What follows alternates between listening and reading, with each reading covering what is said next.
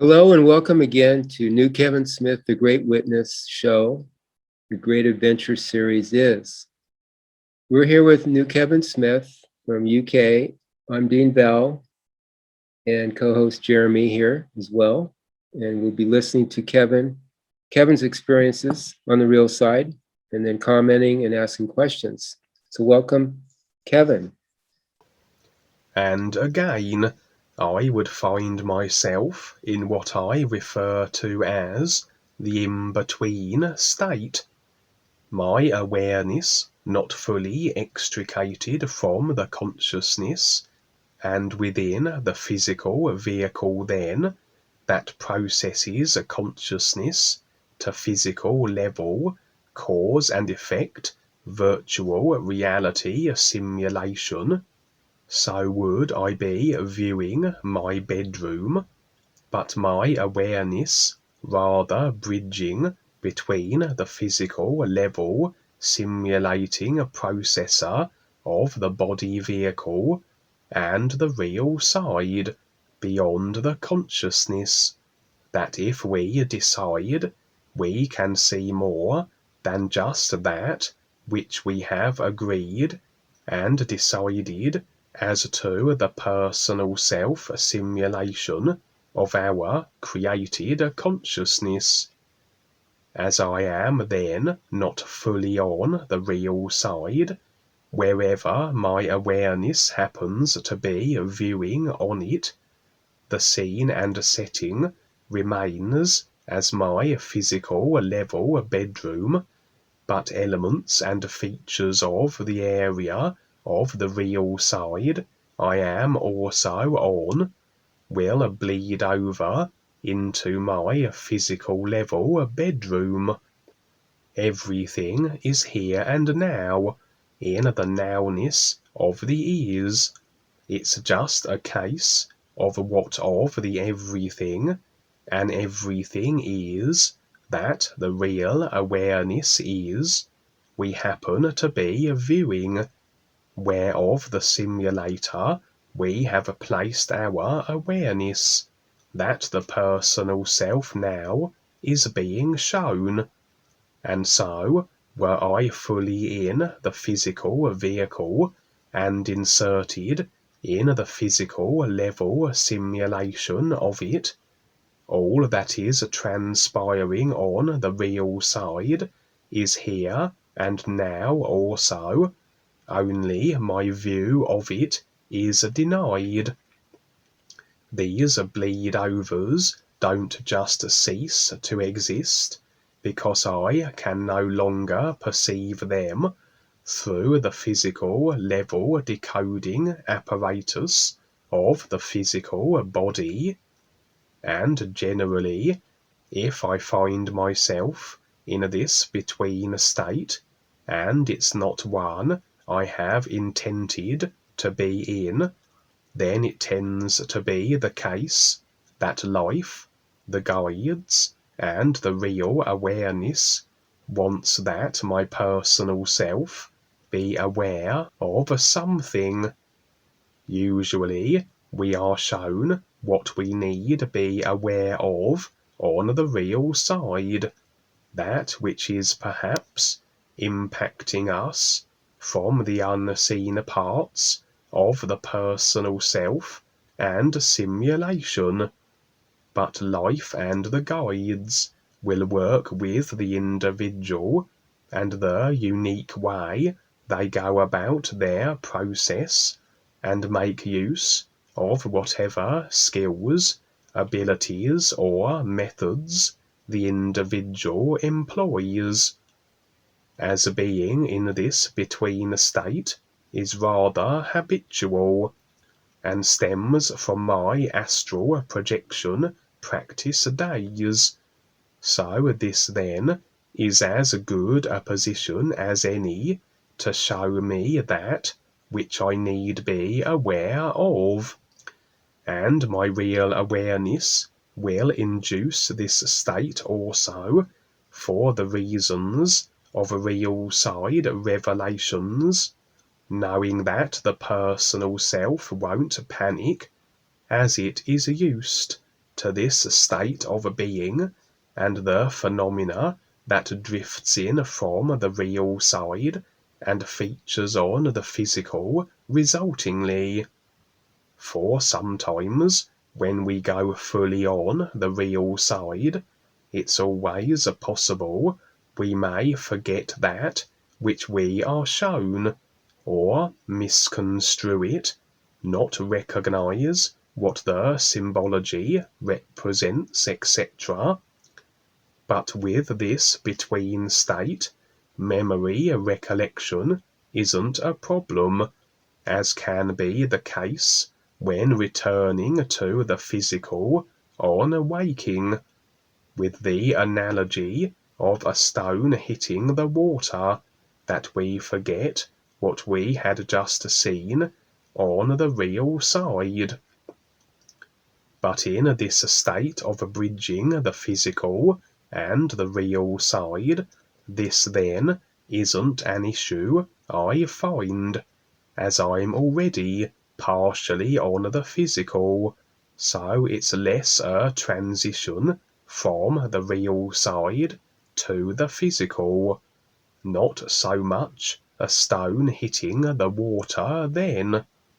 Although in this position we can't have full-blown real side movie-like experiences, however, the key elements that we need be aware of will bleed over, and perhaps that which we need to see is being isolated by the real awareness, everything else being filtered out, so we have our attention on that which is important. And so it was that I would have another grey alien encounter, for as I have shared before, the wall to my left represents a portal of a kind that has been made more so as my real awareness worked with grey aliens to open it, that it can facilitate better these grey aliens as they make use of it. And generally, the grey aliens that pop in and out operate in support of life and awareness, and not detrimental to it, although a few have taken advantage that are more ill-intended and personal agenda driven. I established, however, that it's more that the portal is through my physical body, maybe an auric gap, and on my left side, so where I lay, where the portal would be, the physical level simulated wall would overlap, and so make it seem as though on the occasions they do, that these grey aliens come through the very wall. When we're dealing with aliens, there are common frames of reference. The personal self would understand body types, modes of transport, in the case of aliens, spacecraft, but when it comes to the specifics of their technological abilities, this would generally be beyond the personal self and its current human files of mental memory references. And so often, when these grey aliens do what they do, the personal self can't make sense of it, and it falls to the impressions of the real awareness, that which oversees and is through all the simulation of ideas and body types, that we can determine, or at least get a sense of what's transpiring. On this occasion, the grey alien would emerge part way through the wall, but more the impression of it than its actual manifestation, again an impression of it that may not have been realized had I not been in this between state and been fully on the physical. It came bearing a gift, as was my impression, and the real awareness discernment of intent would determine the alien's motives to be benign. What the gift was, I can't say for certain, although it was something organic that emerged from the wall also, that was almost seeding, sprouting from a small pod. An interesting situation would then occur. Generally, in the between state, in order to maintain it, you must keep the consciousness aside, the mind and emotions, but not fully transition to the real side. And also, you can't move. You must keep the physical body stationary. If you were fully on the real side, you would have a body paralysis that ensures you don't move as you dream, unless you sleepwalk as some do. In the between state, you can move, but that would rather break the state. You would be fully on the physical, and that which you were viewing, the real side bleedovers, would be lost to your perception. In this case, however, it was as though I was to receive this gift, and it was required. I kind of catch the sprouting pod as it fell, and to do that I would have to sit up and position myself to do so. And then it was as though something took control of my physical body, that my personal self didn't have to activate or consciously think to do so, that my body could be positioned right below the falling pod. As I would kind of sit up and kneel beneath it, as it sat partly embedded in the wall. My impressions were that the real awareness had facilitated the moving of my physical body into position without then breaking this between state, as though a kind of sleepwalking, and my personal self just along for the ride, just as it is on the real side, where the real awareness goes about its business, and the personal self is like a backseat passenger, just observing and paying attention to the experiences. It was rather surreal, and rather clumsy also, as though my physical vehicle were animated by a less than adept puppeteer. As this was something entirely new and possibly required more practice, and so, maintaining this between state, my personal self bewildered, so I stumbled and flopped into a position beneath this falling pod.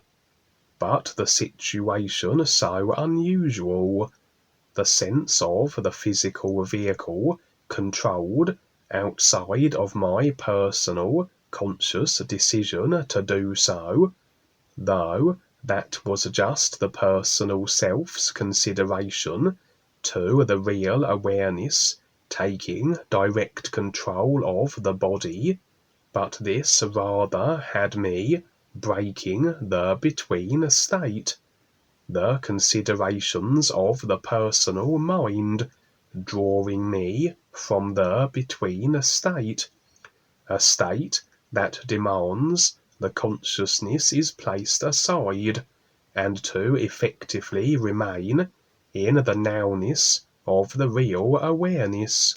So I wouldn't see the catching of the falling pod as the bleed-overs from the real side, which were the grey alien impression, and this pod would be lost beneath the obscuring physical level.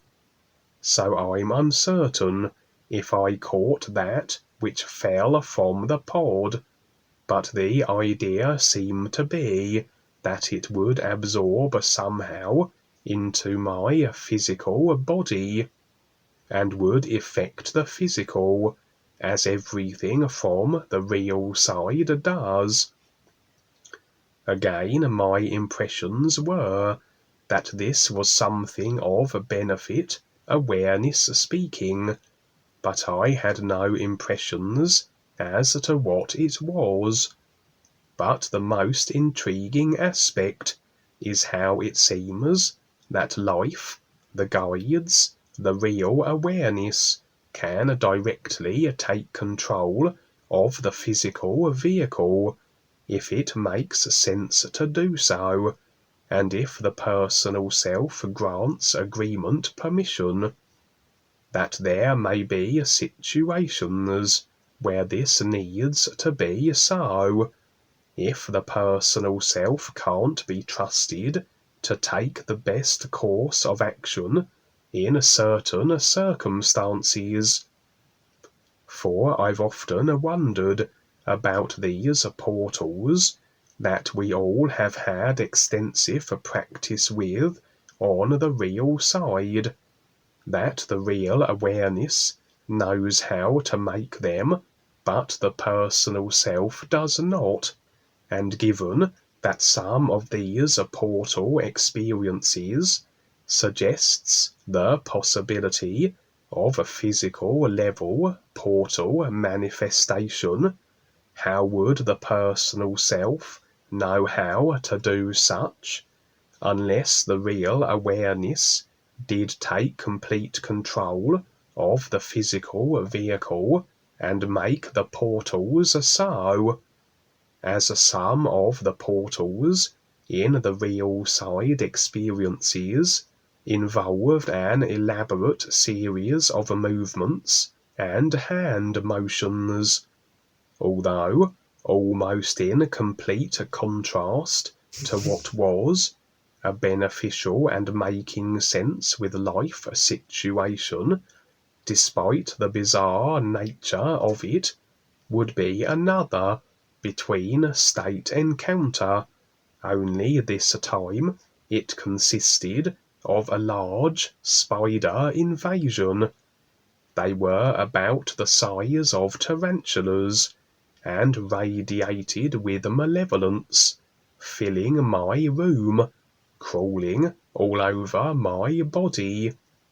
Not your typical spiders either, not just real awareness animated and connected animal forms that make sense with life, but more entities of a kind, as they do have a tendency to assume arachnid forms of various sizes, as though this was an inadvertent side effect of agreements with the grey alien that had opened me up to this attack, as agreements with the ideas that aliens represent, even with their benign intentions, can have other beings and ill-intended creatures piggyback into the effects of such agreements through the agreements that the alien's consciousness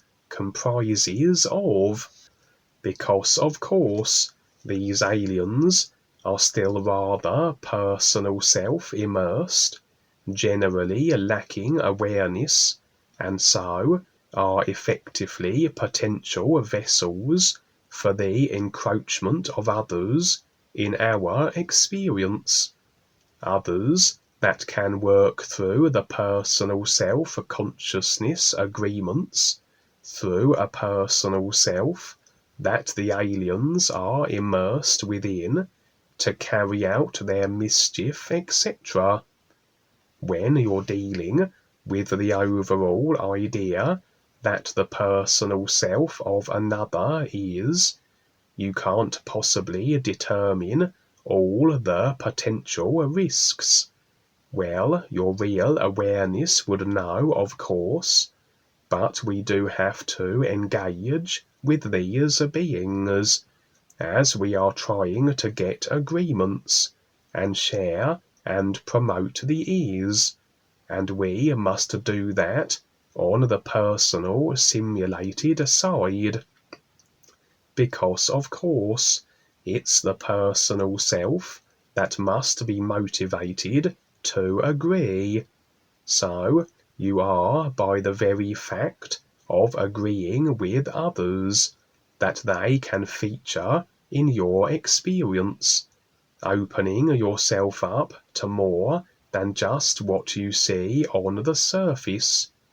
You're dealing with the possible effects of all their consciousness baggage also, and that's the moment where dark force characters, entities, ill-intended minions, etc., can jump in and take advantage of such opportunities. But this is part of the process.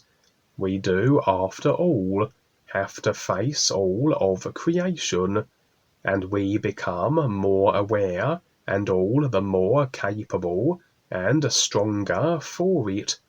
And so, in this invasion of the entity spiders, they really could do very little, other than try and be intimidating, and that's part of their game. If they can induce fear, they move you more into the personal self as you activate such emotions in response. Then you disconnect from the real awareness which could have handled the situation, and thus leaving you somewhat vulnerable. And so, despite having large tarantula entities covering my body and room, I remained in my indifferent nowness, real awareness position. I drew in a deep breath, and as I exhaled, it rather caused all the spiders to pop and vanish from my room. It wasn't that my perception of them had been removed, but that I had dispelled them with my real awareness. I had the impression they were displaced back from wherever they had crawled from. Then I would slip fully onto the real side. The night of between state phenomena and activity now concluded. Duane the great writer responded to this real side experience at the time of the sharing of it, and I quote, "Yes, it's getting very real here, and all this confrontation and preparation, and for many people who are willing also, and not always knowing this on the personal level, because it is a lot. It's a heads up, and a big adventure here to see what's next as the world turns. I like to hear the adventures. Everyone's having experience, and so everybody decides their focus and intent." I think it's interesting the relationship between the personal self and the real self. And a lot of people, most people don't get that there's two of us. And that you have to deal with this, who said it was the your worst enemy, even a personal self, it could be your worst enemy. You have to get through it, although it doesn't have to be an enemy, but you can manage it. You can learn how to manage it and have it work for you so that you can better understand the real awareness, who you really are, and the real universes. But it takes some doing to even get that far, to see that there's two of us. And again, most people have been trained and indoctrinated to have this idea of soul, we are soul, or I am soul. That really doesn't define it very well, or not like we have here in the new presentation, and how we really get into it, if a person wants to. But a lot of people don't even want to go there, so they're comfortable with old spiritual terms and ideas. But the real guide's tricking the personal self, that idea, just tricking it in a way, not to be abusive or anything, but just like tricking it to be wonderful. You kind of have to maneuver it a certain way so it sees, or is willing to see more. You can't really see the real universes. That's another seeingness or perception, but at least go along with things so that it can, while we're in creation, have a tool to manage things here, face things, and then go on to become more aware. That's a big journey here for people. I was wondering what your take was on sleepwalking. Like who runs the body when it's walking around, stumbling around? Is the real awareness or the personal self? Or how does that work? Do you have a take on that? Yeah, the real awareness always animates the body vehicles. Okay. So either here on the physical, on the real side, or in that case, you're on the real side, but there's some sort of the mechanism of sleep paralysis has somehow been disrupted. So you're basically acting out your actions on the real side. Okay, so your experience there too, what you were talking about, the real guides can do that. They can activate the personal self, right? Or your When I came to the conclusion that if you took a very big overview of the whole situation, if it's all awareness, if it's just this one overall awareness that is everything, then obviously we are all this one awareness. And so this one overall awareness is animating all the personal selves of all the consciousness. And it would only be from the personal self perspective. They would be an individual and separate and segregated from other personal self vehicles. So in actuality, if a real awareness, a guide, life comes in and directly animates your personal self vehicle, where your personal self vehicle is really just the vehicle that this overall real awareness, everything is animating through anyway. And there were some experiences I shared where this was also the case, where the guides were coming in and directly animating the personal self vehicles of the dark force characters as well. And that would be the same idea, that regardless of the personal self, whether it's an ill-intended dark force controller or somebody or a personal self becoming more aware, it is the same overall real awareness, everything that is animating through all the personal selves.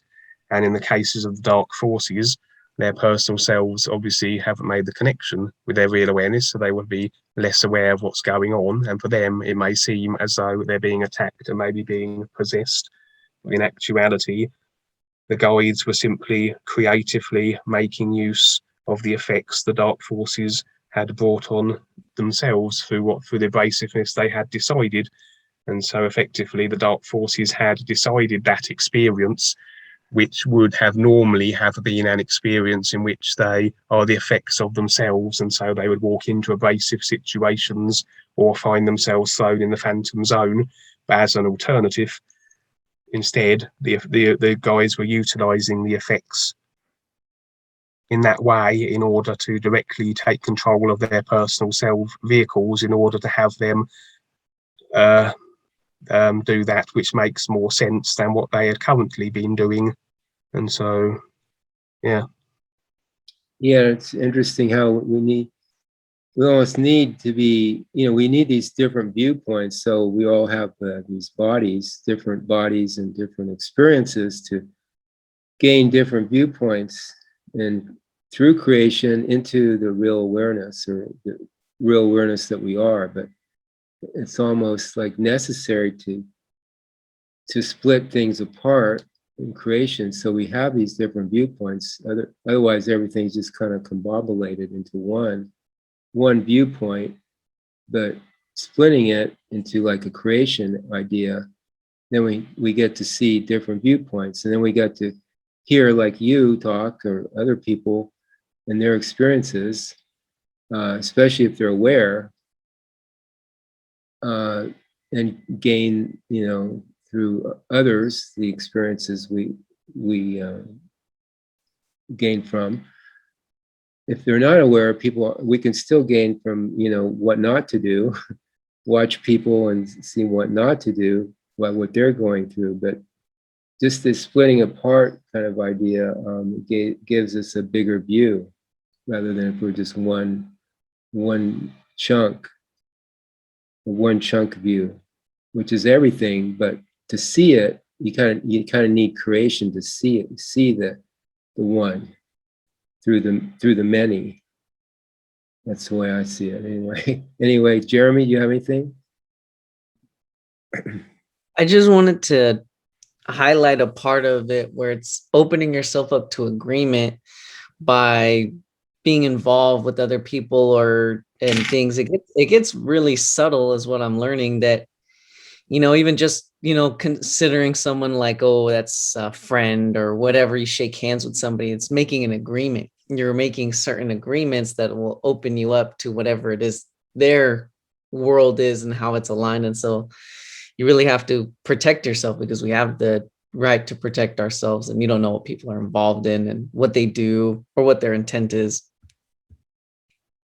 Yeah. But it comes in all kinds of shapes and forms. It's really subtle. Yeah, and Kevin, last couple of weeks, you've been talking about how, you open up yourself to somebody and you open yourself up to their whole experiences, to their whole thing, their whole being. You kind of agreed to their whole consciousness by befriending them or, kind of agreeing to what they're being with them, so to speak. So it's interesting, but then, there's benefits to that too, that you get to see, again, what not to do and what to watch out for, etc. But, and again, it's a bigger viewpoint. So these relationships give us bigger viewpoints, greater viewpoints to expand, our awareness. I was just going to add that, you do have to engage with people, because that's why we're here. We are sharing and promoting the ears, and so you can't really do that if you refuse to allow people into your experience, just by the virtue of approaching people or being able to, give them the references of the ears. You have to have them experience incorporated into yours to do so. I always like the analogy that I've been using quite recently, where I equate the consciousness almost like a computer game, and everything and everything that computer game comprises of. And so when you agree with another individual, another personal self-consciousness, you are then incorporating their computer game temporarily into your own. And so everything of their computer game consciousness simulated universe, all the individuals, all the agreements and attachments that make it up, now are incorporated into your consciousness computer game simulation, and you temporarily take on potentially all their effects also. And obviously, if you maintain that agreement, you maintain that meshing of the two consciousnesses and the two computer game simulations. And so what is their consciousness can continue to infringe upon your own until you then elect to disconnect that agreement, which then is almost like purging or removing their consciousness computer game from yours. And so yeah, I've been using that analogy recently because I think that helps get it clear for the personal self to sort of see it better, I feel. Yeah. I wanted to give an example too, just based on a real side experience I had a while ago. It's like a braid, you know, you have all the individual little strands of whatever string or rope or whatever it may be, and then you start to intertwine them and it just creates one rope, right? Because I had an experience where I was just having a conversation with an individual and I could feel the ideas and almost like, I guess you could say, the karma entangling like a braid pattern. That was the impression I got. It's like a braid. So I had to unbraid it. It was very interesting. Well, that's just a view. That's why being indifferent is the key here, you know, to when we go into the unknown, you could say, we're not going in blind, we're going in with awareness. With less tap line, we are the greater view we can gain from it and assist others. But the indifferent part is important here because, yeah, getting caught up in this stuff is like, that's the danger of it. You know, you could say live dangerously. That's the part that's dangerous. You get caught up in the attachments and all that. And so being indifferent, it takes a little bit, but that's where I see it. It's like how to survive better. And then being able to face everything with indifference, not uncaring, but just indifferent too. Almost like matter of fact, because you get everything, you know, thrown at you, kitchen sink included. Here with what we, especially these days, what we have going on here is everything's amped up here. Everything's speeded up. Even that we're listening to this guy, Sheriff Mack, has this kind of guru guy that he's kind of has a relationship with that comes on. Even he says things are speeded up now. The time, there's like time is just like, you're here, you're there, you know, you're now, everything is just even they notice it. Pretty soon it's just, you're here again, you know, you've just been here and now you're here again. So it's people are noticing that. So, and that's just the state of where we are here in this consciousness here in this the world right now, what we have to deal with. That it's an opportunity as well to be now and to see more. This real side experience would begin as an infiltration of a kind. The real side experiences have revealed how there are indeed portals, conduits, and means of transitioning from one point of creation to another, portals scattered throughout this simulated realm. Many are indeed of very much similar appearance to those from the movie Stargate, others less apparent, and some portals are present but beyond the perceptual range of the personal self-body vehicles on the physical levels, operating on a frequency beyond which the visual senses can decode.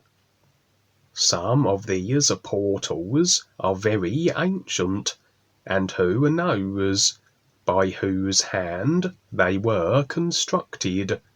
As often they are just discovered, then utilized by whichever species then takes possession of them.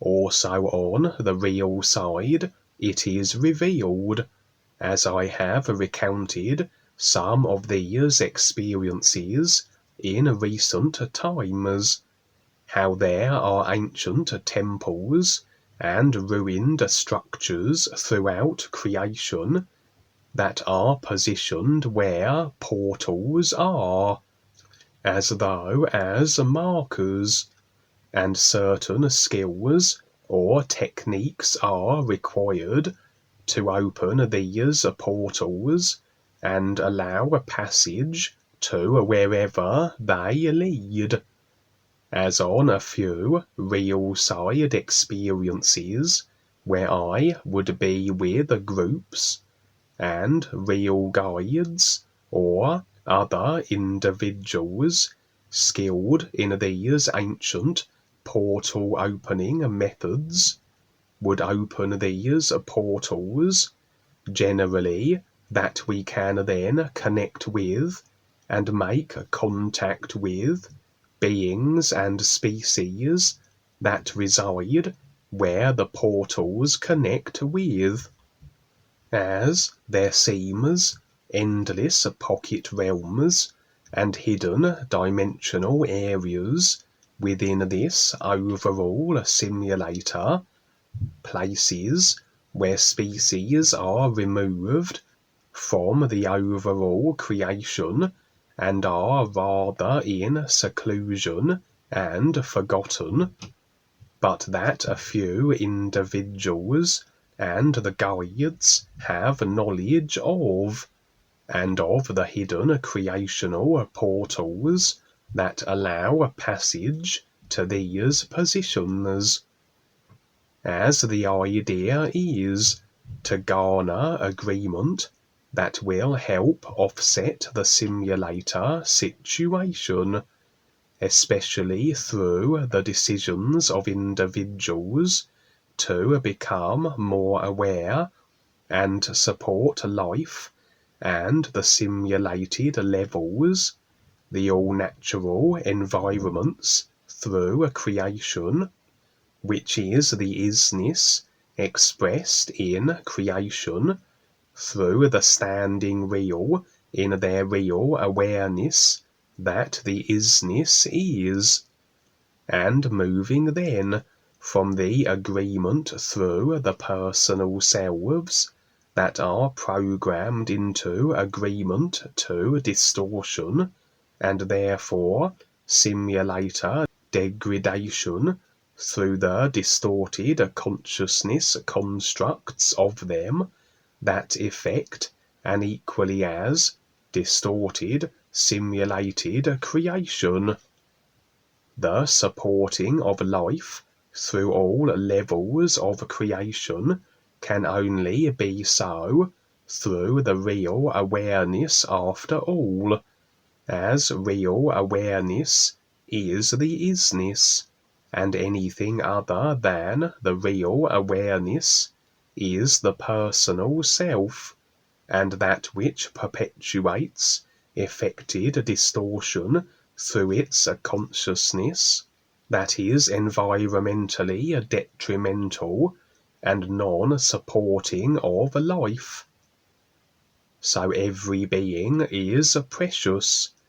Every individual deciding to become more aware and step into their real awareness is one more individual that supports life, and one less individual that is a contributory personal self-consciousness factor to simulator degradation.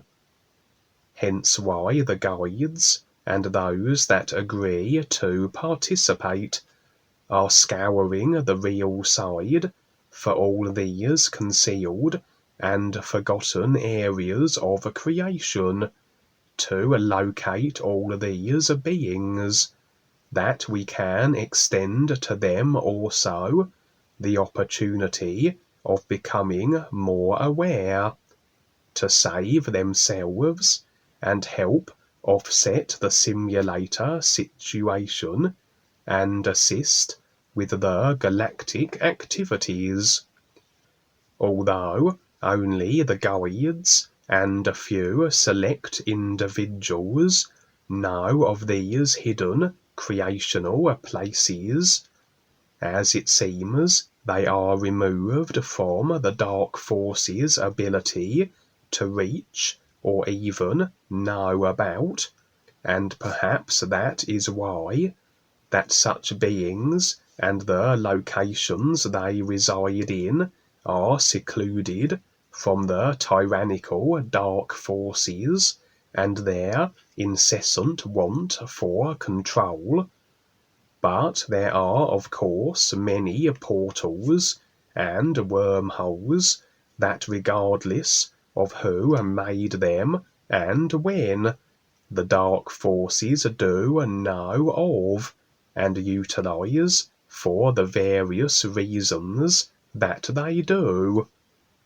This would be one such real side experience, where there was a particular portal being used by the dark force reptilians, and just as ancient temples and structures are very often constructed to mark these portal points, so these reptilians had built a high-tech facility, a kind of a military base that contained this portal point, evidently for the purposes of preventing any other species but their own kind from utilizing it.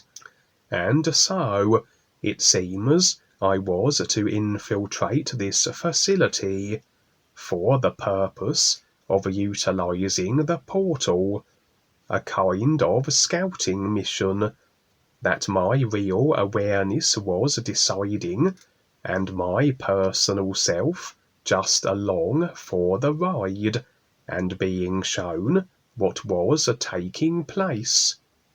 In order that I go undetected, a disguise was required, and what better a disguise than to alter my form so that I had the appearance of one of the very reptilians that this facility was constructed by. So my form was that of a typical reptilian, green-scaled, an elongated lizard-like face and a tail, and my progress into the facility then went unchallenged. I would enter at a time where there was quite a lot of activity, with many reptilians present, and would make my way to the central area of this facility, where the portal was located. Again, my real awareness overview of everything creational knew where to go, whereas my personal self would have been rather clueless as to direction. It's as though, in the central area, the reptilians had contained the portal and interfused it with their technology. Maybe that it was enhanced in some way, or allowed to remain open longer. As many portals I have utilized do seem rather temperamental and prone to collapse at rather inopportune moments. Interestingly, not only was this the chamber where the reptilians would pass through this portal to wherever it led to, but this area was designed as a kind of dressing room also, and there were cubicles containing varieties of armor, various assorted attire and ornamentation that the reptilians would choose and adorn according to what they were to be doing once they went through the portal. What I should have done ideally was to stand in my real awareness and let it dictate the experience, and then I would go through the portal without incident and carry out my scouting mission.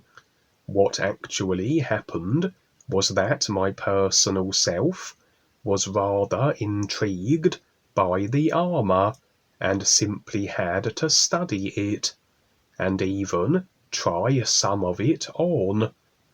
Anything other than the being, isness, nowness state of our real awareness is the personal self, and so should we activate anything of it, the ideas, thoughts, emotions, etc., we step into it and can rather lose not only our real awareness assured protection, but cause disruption to what would otherwise have been a smooth, real awareness operation.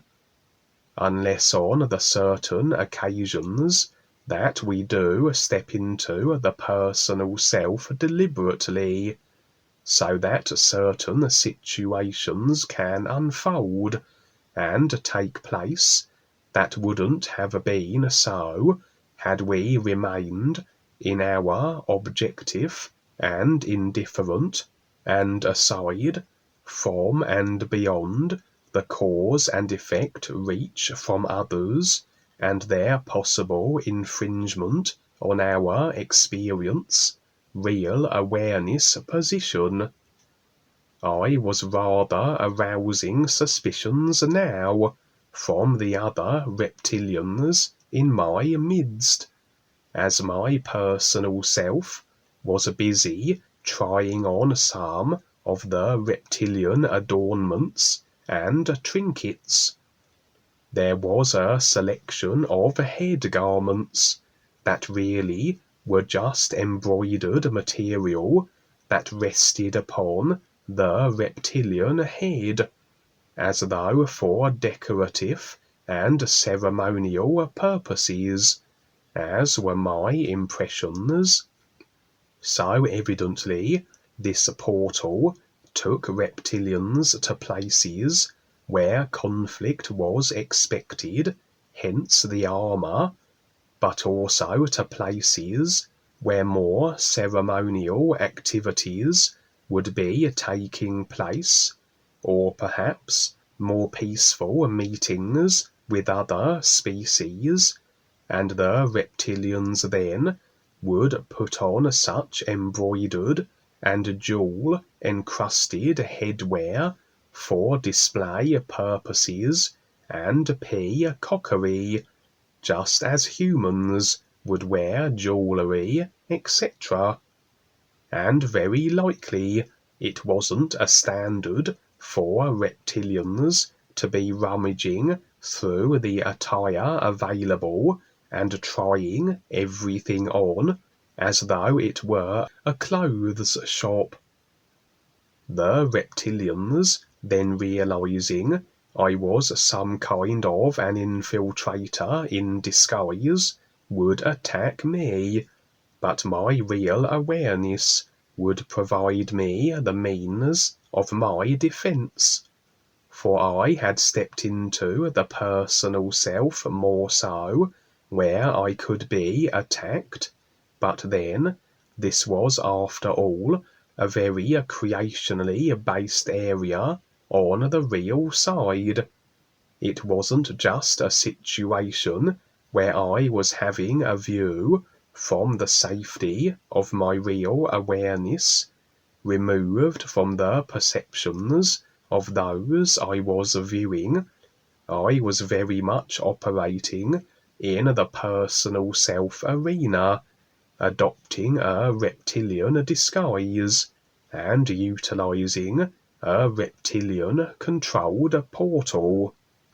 Whereas I could have just had a view of where the portal led to through my real awareness, but this way perhaps was more adventurous, and as such would stick in the personal mind more so for recounting later on the physical. And if I just viewed the termination point of the portal, my real awareness would know of all the additional details regarding the reptilian involvement, etc., but my personal self not necessarily, unless it was shown.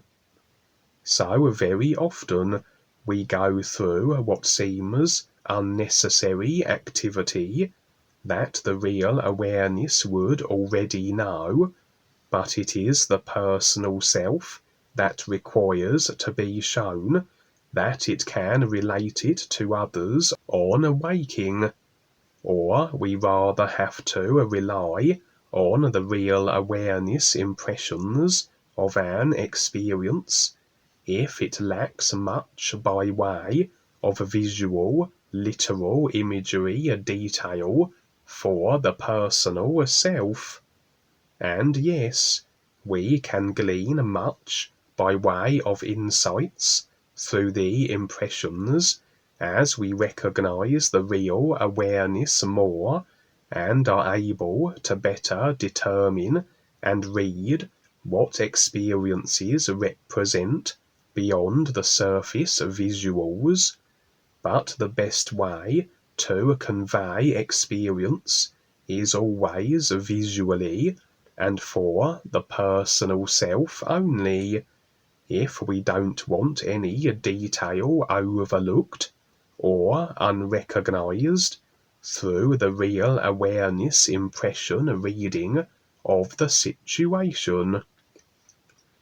And so it reminded me a little of the Matrix movie, where it came to the point in the movie where Neo was able to combat his attackers almost effortlessly. This was the case here, as I fended off the reptilians while still trying on all the varied assortments of reptilian headwear that were available, and I could have still used the portal, but really the whole purpose was to go through unchallenged and unrealized, hence my being in disguise. But now the whole point of the exercise was somewhat lost, and I would have a challenge and confrontation at the other end of the portal also, unless I stepped from creation and simply observed from my real awareness position aside from it, and beyond cause and effect experiential confrontational reach. I decided, however, to evacuate instead, and rather just faded from the scene, to the bewilderment of the frustrated reptilians. The scene switched, and it was at another moment, and I would attempt my infiltration again, only I would access the facility at a time when it seemed relatively absent of reptilian activity. So I would find myself in the portal area again, and my real awareness did afford me the view of another part of the facility also, where another reptilian intended to access the portal, and so I wanted to be swift, that my utilizing of this portal went unnoticed.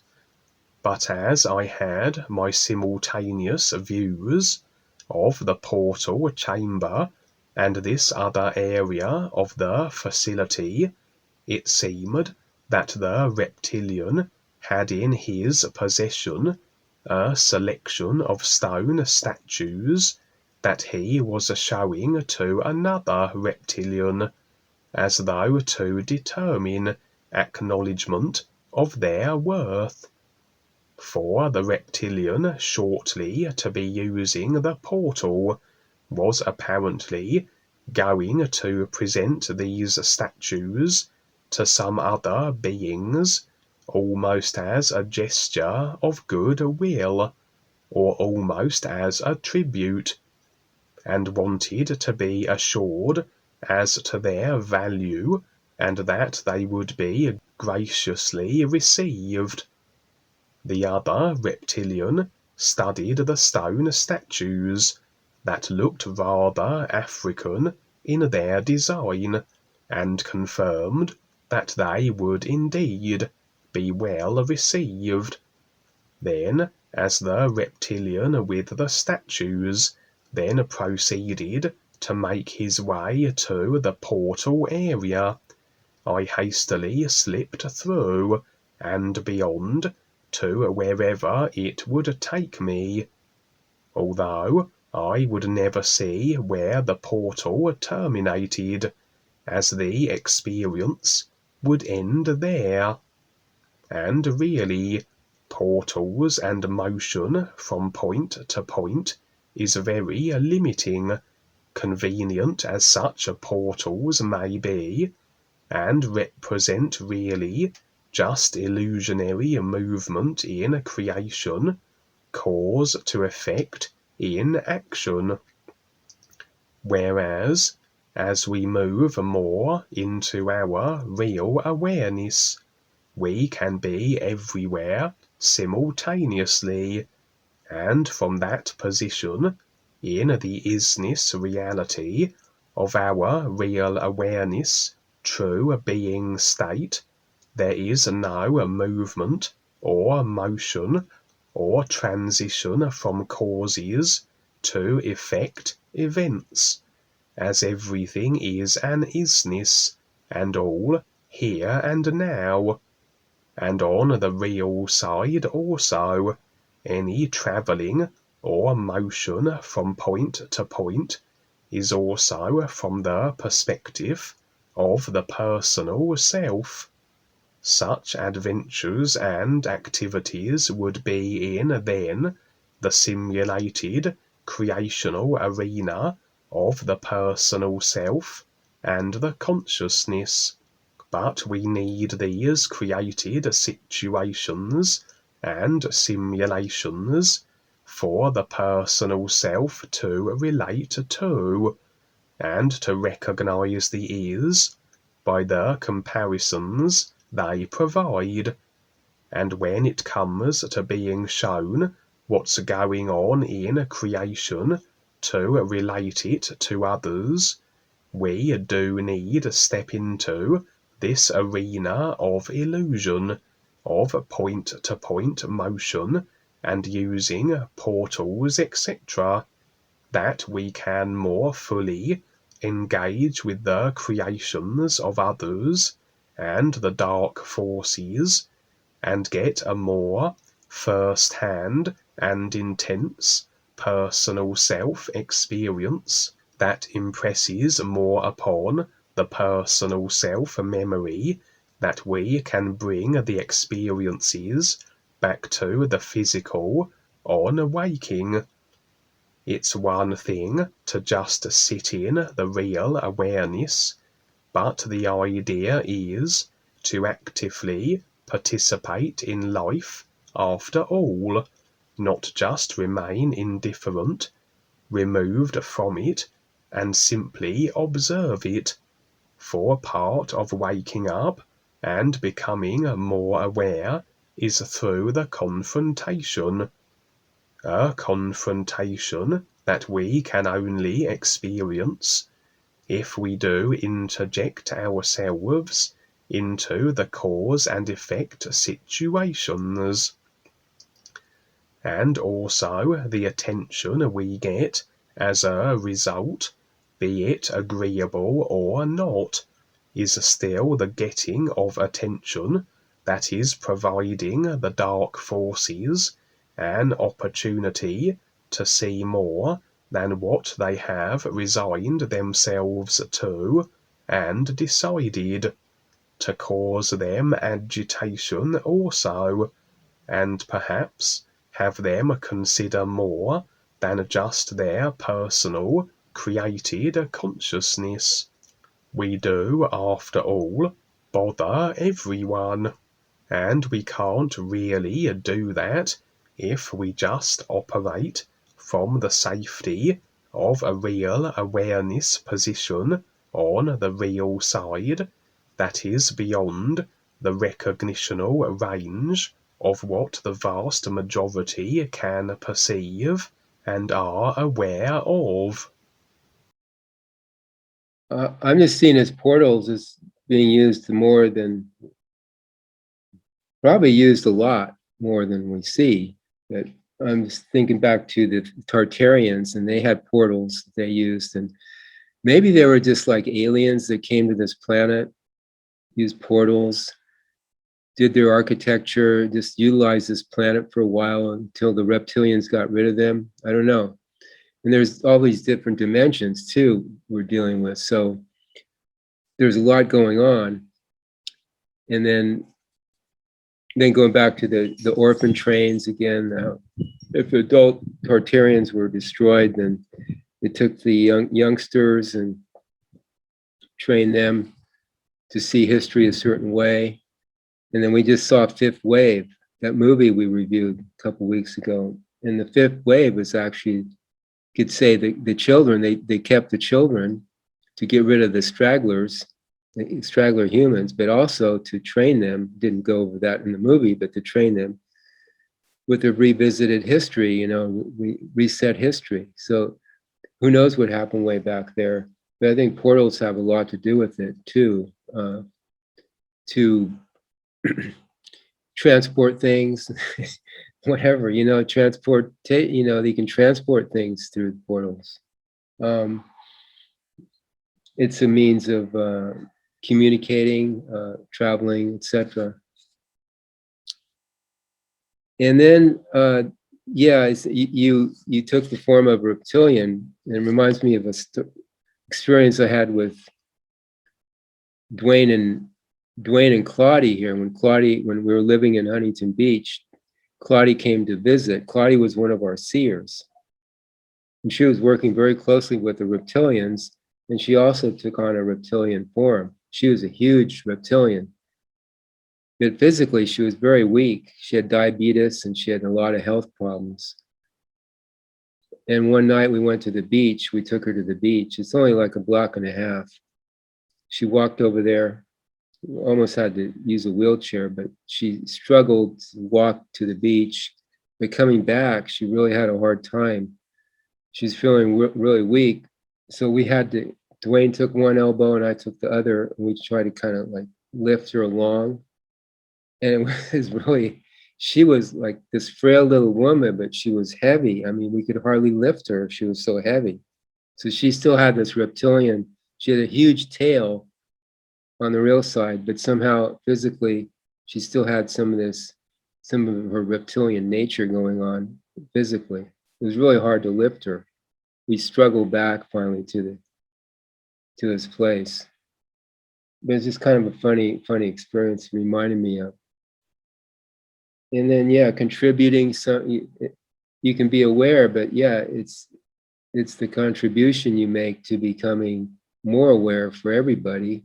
That's the key to becoming more aware, and for life to become more aware. So that contribution is really key, to go out there and mingle and to confront what's going on. Like Dwayne is now, he's confronting in this day and age what's going on, and with the best of his ability and creativity, to assist people to become more aware. But it's each time somebody comes into this planet here to Earth or to creation to help people, they have to deal with what's going on with the consciousness of that time. So it's always different. It always will be, you know, a challenge to be like the clever, creative, you know, to figure it out, how to best deal with what's going on and to assist people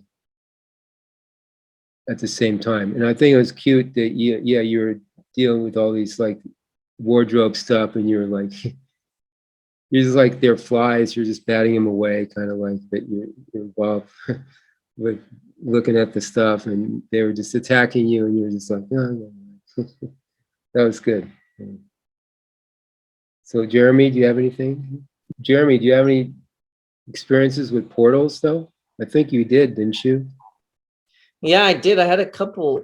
One where I went, it was actually quite an interesting experience. I saw creation as I would recognize it, my recognition of it.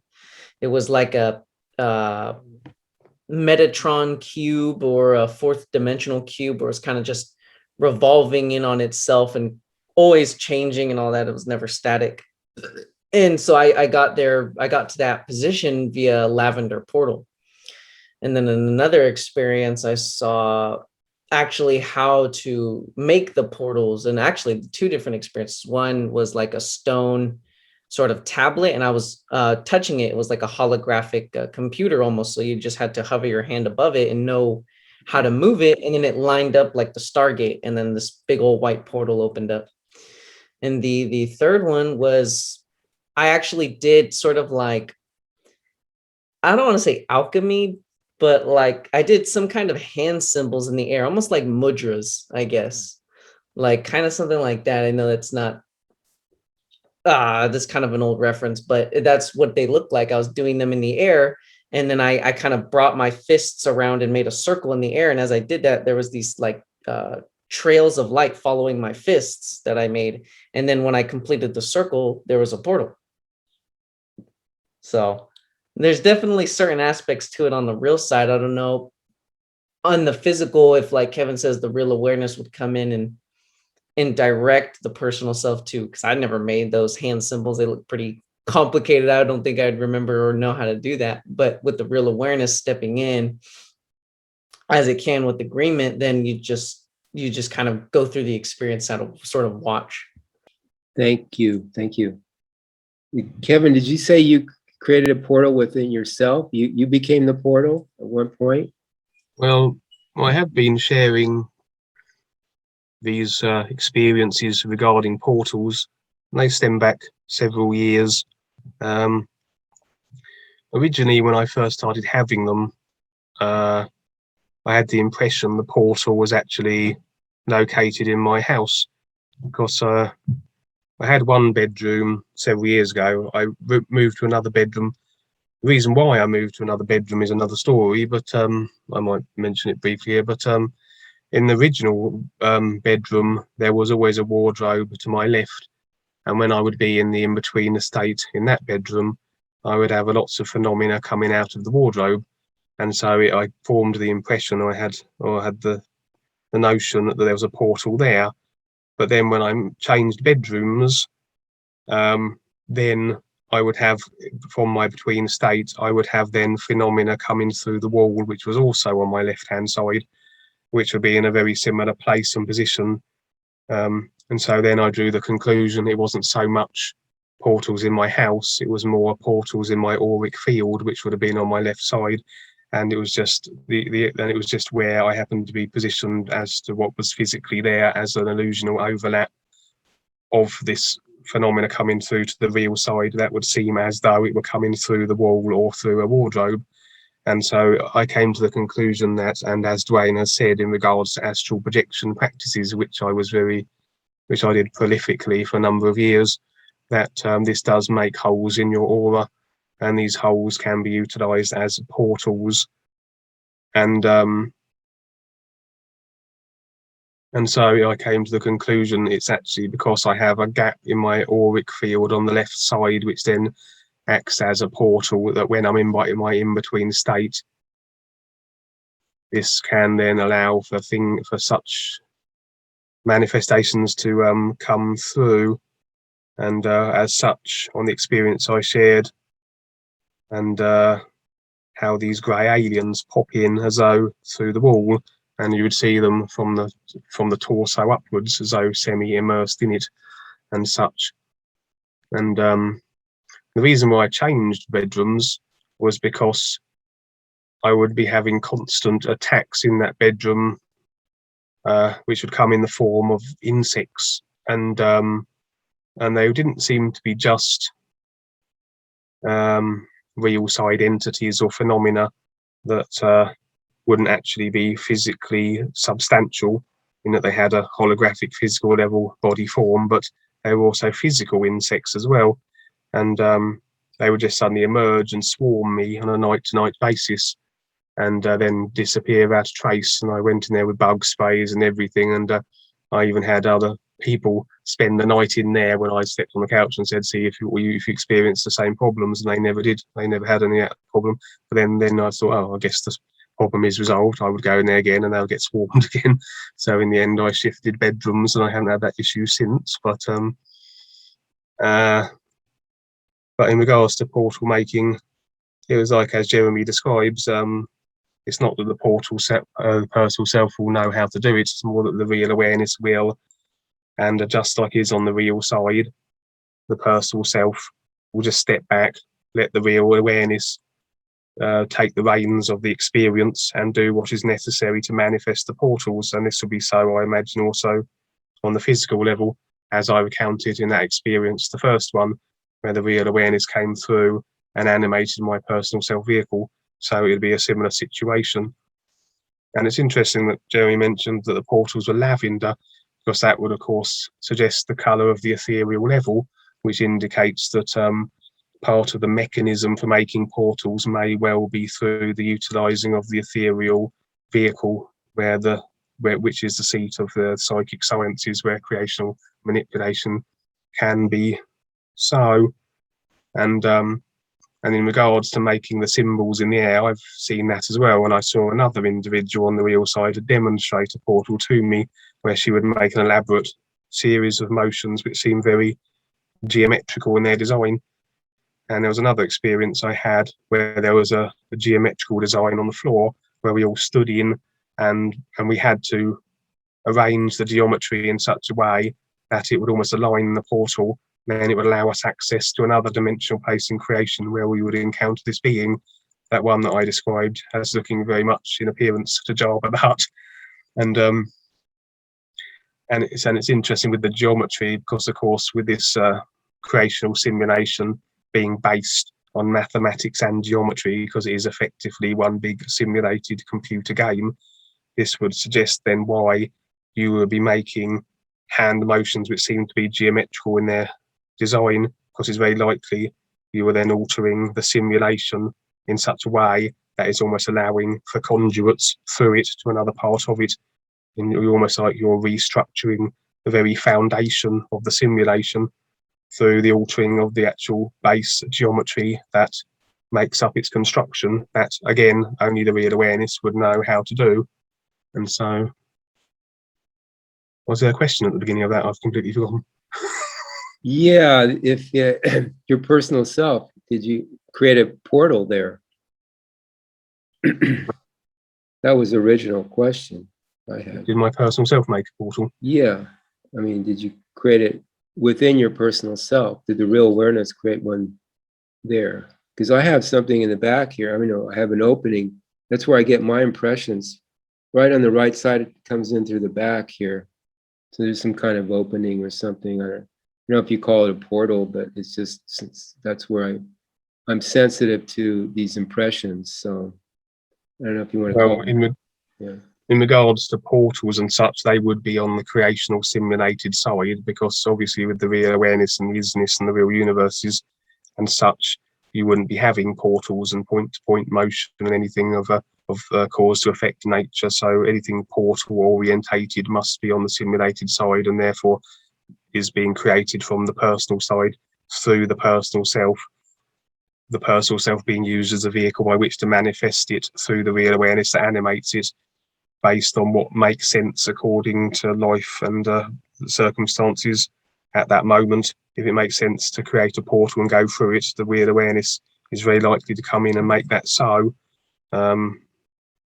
Particularly perhaps if there's a hazardous or dangerous situation that wouldn't make sense for an individual to experience, that then with, you know, obviously there does have to be agreement with the personal side, and you rather do have to set your personal self up so it's almost like in a constant open agreement to whatever the real awareness deems as a necessity, because if you don't have complete agreement with the real awareness and life to do what is necessary, then you'll have a hard time in a lot of these situations, because where the real awareness could act and do whatever is necessary and everything to deal with every situation you come into, and with the portals and such, if there's any resistance through the personal self, that is tantamount to agreement retracted, which of course will then diminish the real awareness's ability and effectiveness at doing so, because basically the personal self is exercising its free will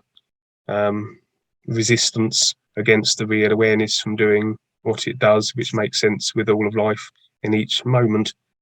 And so you do have to, again, that's why on the real side, eventually, when you first have your real side experiences, the personal self is always interjecting itself and questioning this and pondering that and considering something else and trying to interfere and thinking it knows best, because the personal self, of course, thinks it knows better than life, better than real awareness.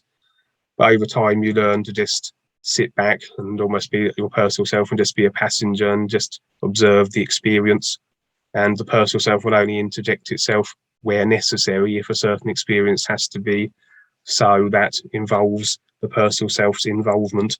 And so an experience then will affect that wouldn't have been so if you just sat in your real awareness. And so there's all sorts of particulars involved. But when it comes to portals, I mean, that will always be on the simulated personal self side, because that's in creation. So the personal self is the mechanism by which portals are made through the real awareness that animates it. Yeah. Yes, and if you want to go on this adventure, sing the NUUU, and before bed, 10 minutes before bed and throughout the day, and see what happens. Life will show you something if you're sincere. Dwayne talks about, he says he doesn't agree to anything here in the simulator. But on the other hand, he agrees to everything. Like you say, he's open, and he's constantly looking at his personal self to make sure he's open for the real awareness to come in and to activate the awareness.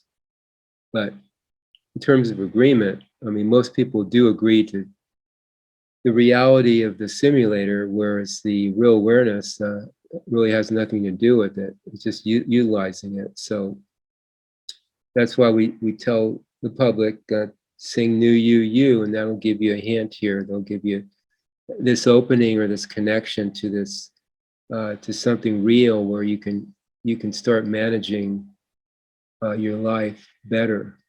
Life will keep showing you in a real way, in a way that you can understand. You still have to figure it out, but it'll give you hints and ways for you to understand or to perceive what's going on with you and your creations and the real you. But to put it simply, just sing NUUU. I know this is a lot today. There's a lot going on. If you're just viewing this for the first time, it could be a lot. It's pretty far out, but just sing NUUU. We'll test it here. We'll give a demonstration, but that's all you have to do to start with. And then go to New Kevin Smith YouTube channel, NU Kevin Smith YouTube channel. Lots of information there. And read Dwayne the Great Writer's books. There's 9 or 10 books, 9 books out. Dwayne the Great Writer, D-U-A-N-E, the Great Writer. Just Google him and or contact Kevin here on his YouTube channel, or we're on Facebook. Val Vitols, Kevin Smith, Jeremy, and get going on your adventure. So this is how the NUUU goes. NUUU.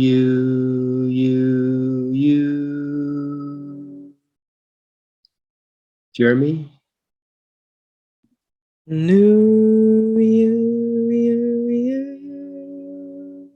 And Kevin. NUUU. I just wanted to quickly add that the website for DwayneTheGreatWriter.net you'll find amongst the links under the description of this video. Thank you. Great. Thanks, guys.